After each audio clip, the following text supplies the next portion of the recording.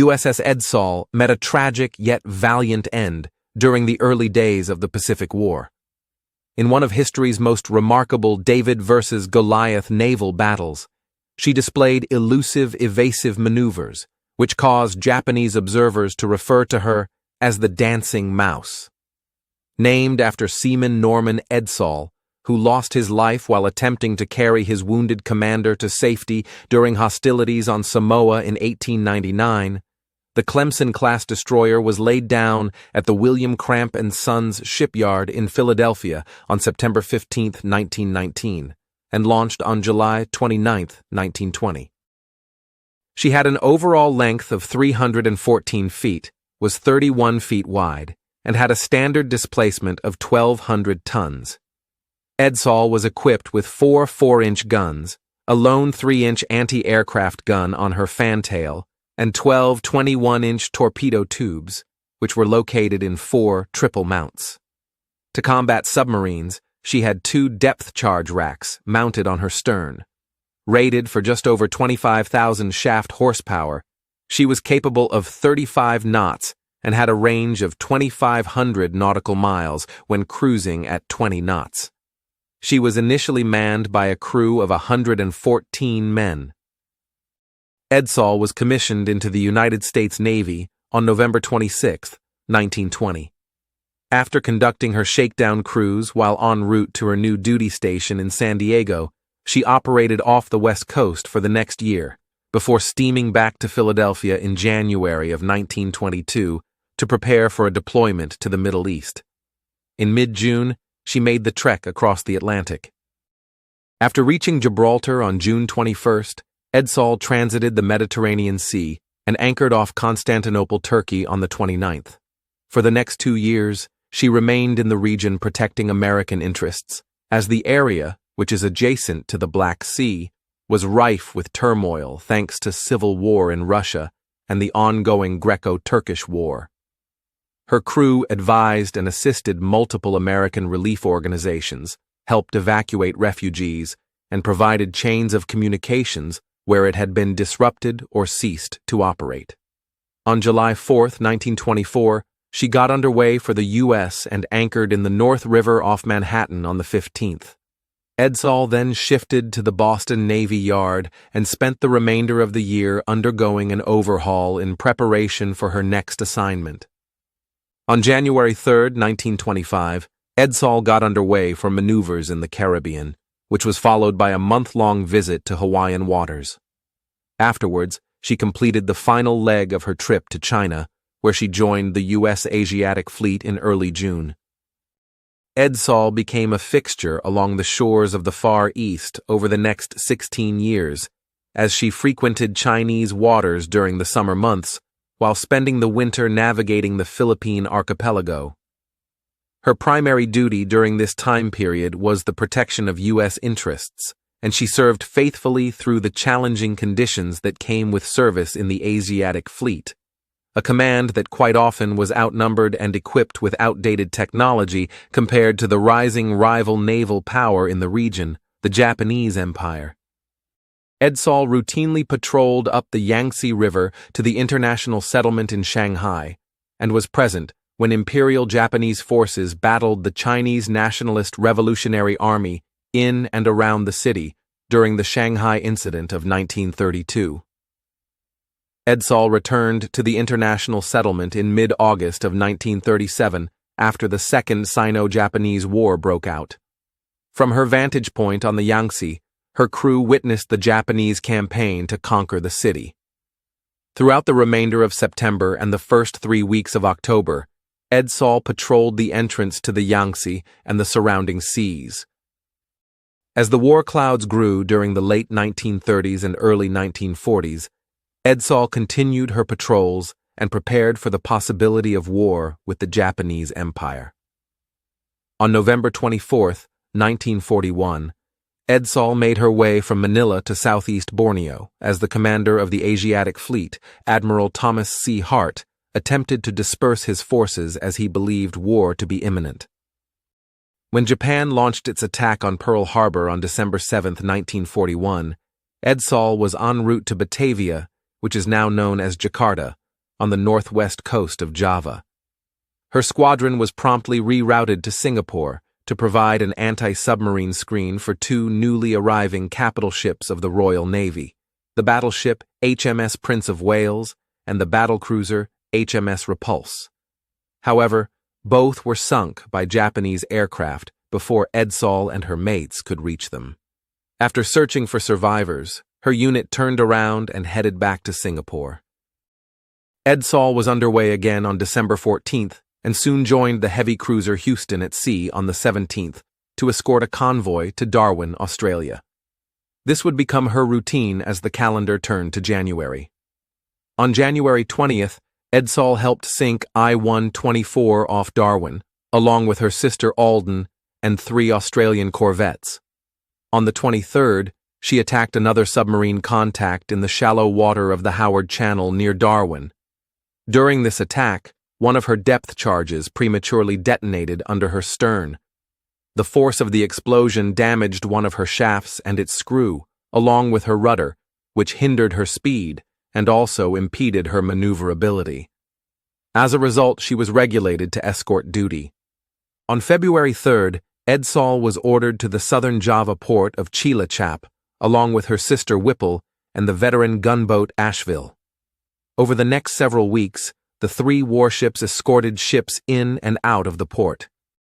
By mid-February, the Japanese carrier strike force was roaming the Indian Ocean, along with a battleship force.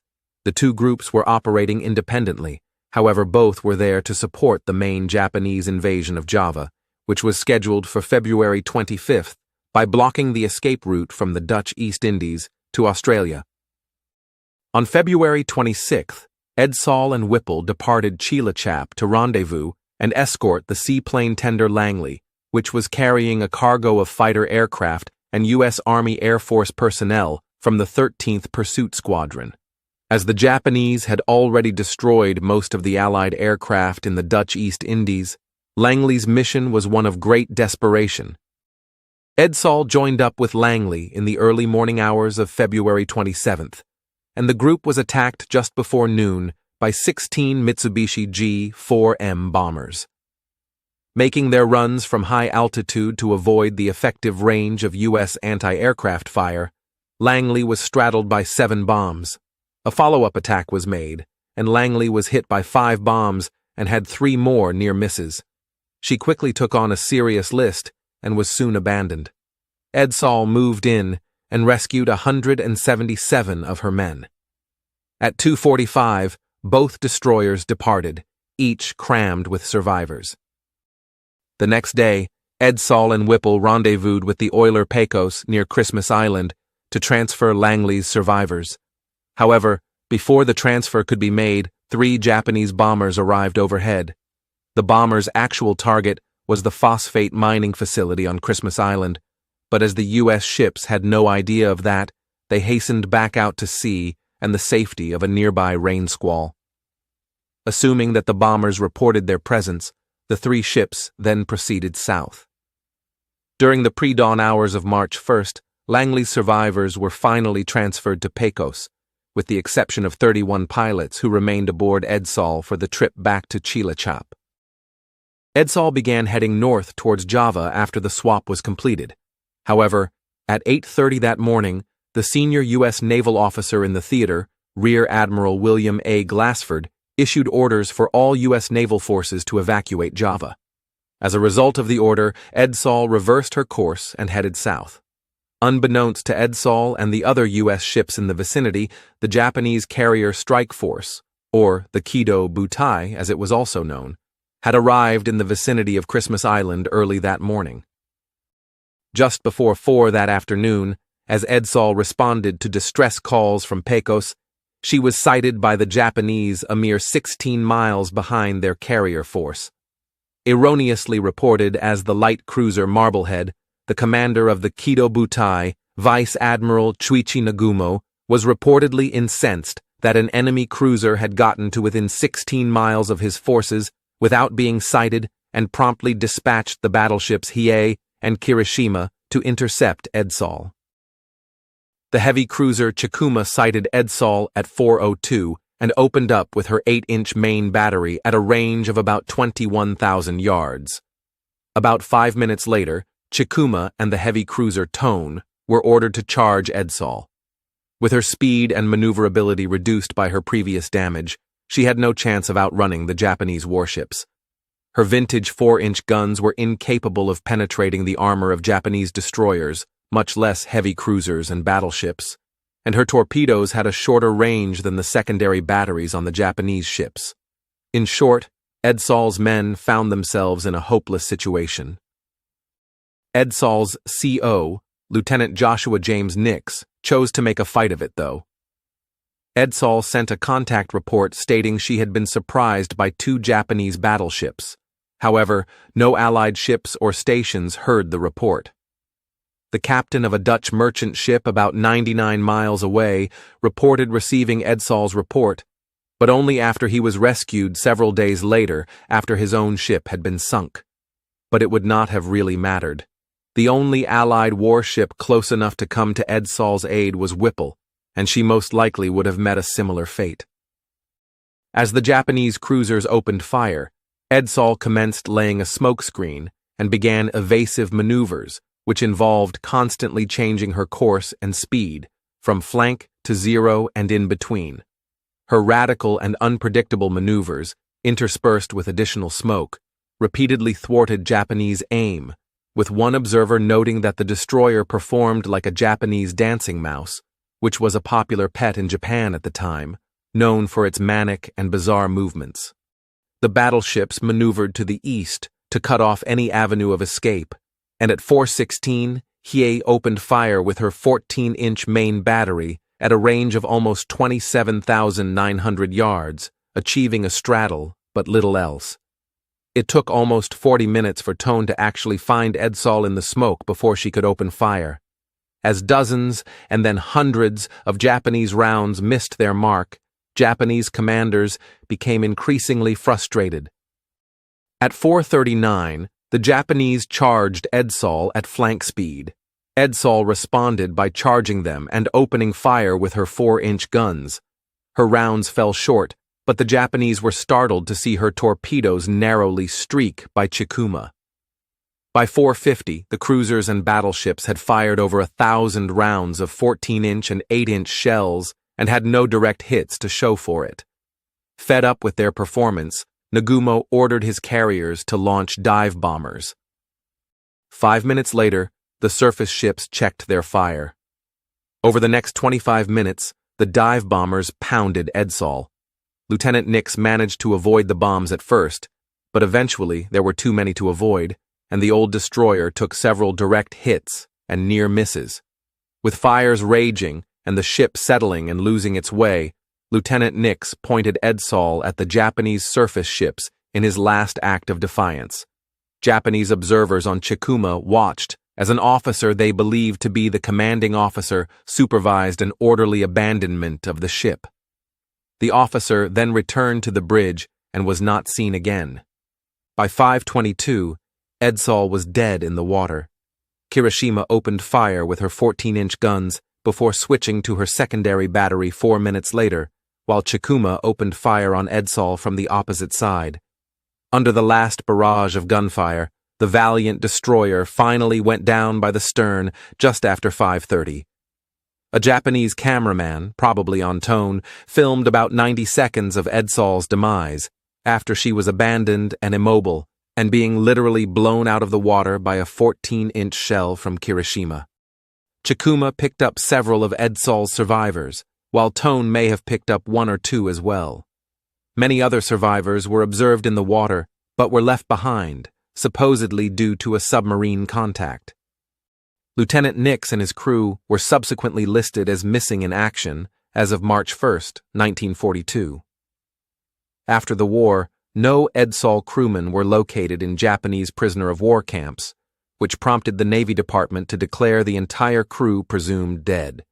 In keeping with U.S. Navy tradition, the name Edsall was quickly recycled. Commissioned in April 1943, destroyer escort USS Edsall was the lead ship of a class of 85 vessels that were optimized for convoy escort and anti-submarine warfare. During the war crimes trial convened on Java by the Allies after the war, an eyewitness led Allied investigators to the Japanese execution grounds near the Kendari airfield on Celebes Island, where 34 decapitated bodies were found in 2 mass graves. 24 of the bodies were Javanese, Chinese, and Dutch merchant sailors. However, 5 were identified as Edsall crewmen based on their dog tags. A 6th Edsall crewman, also decapitated, was identified in a separate burial area nearby. These men had been executed on March 24, 1942.